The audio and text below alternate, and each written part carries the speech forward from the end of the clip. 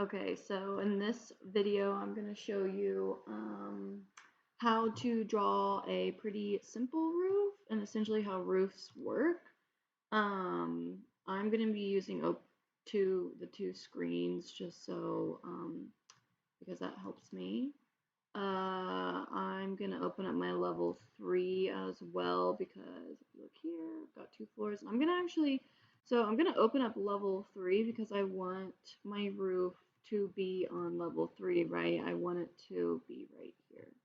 So, I'm going to open my level 3 view because I made that, which I showed you guys how to make levels. If you didn't get that, definitely go check out that video. And I am going to move this tab over. I don't want it to go right there. Well, let's see here. Okay, there we go. I just want my 3D view to be right. So. All right.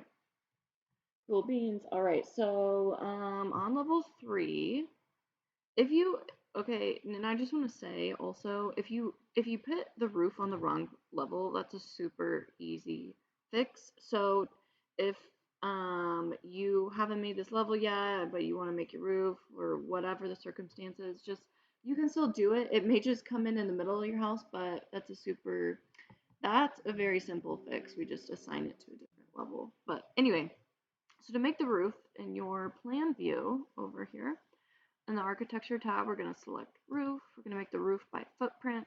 Okay, and then over here in the drawing kind of tab area, there's different ways that you can create a footprint. You can create it with lines. You can make a rectangle. In this case, I could use a rectangle.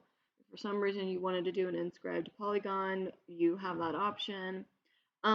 Circle, that would be kind of interesting, but for some reason, I guess just because it's a very commonly used tool, Revit defaults you to selecting walls, so that's what that little symbol is, and has this boundary line option selected as well. So, um, I usually keep that on. I like to select the walls, especially if it's a simple structure. However, you might get into a scenario where you don't want that and you want to use lines. Okay. I'm going to create a foot overhang, and so I edit that up here. And then you'll notice when you hover over walls, you'll see that blue dotted line. That's the foot offset. So if you select that, make sure that blue line's on the outside as long as that's where you want it to go. Okay. And then lastly, depending on the roof structure you're wanting to do, if you're wanting to do a gable roof, and have your ridge line kind of running in this direction, that means we would want to undefine the slope to some of these sides. So these two sides perpendicular, that run perpendicular to that side of which we want a slope defined. Remember those pink triangles mean the slope is defined. And so if we're wanting to do a gable roof and we want a ridge to run right here, well, we want those sides to have slopes so they meet middle and create that peak point. So if you click check, this command's almost always going to pop up and say, would you like to attach the highlighted walls to the roof? You can say yes. Most of the time I say yes, because it just takes these walls and it essentially attaches them to your roof structure.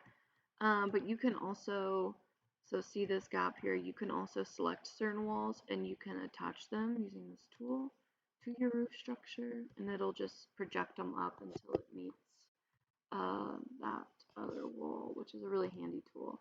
So I'll do it with this one as well. Okay. But anyway, so that's like a gable roof structure. Say for example, you actually wanted a hipped roof, okay, and you're like, oh man, well that's okay. Just go and edit the footprint and select those walls or those sides. So this is the beauty about having split screens. You can see literally the different angles and ways to select things, okay?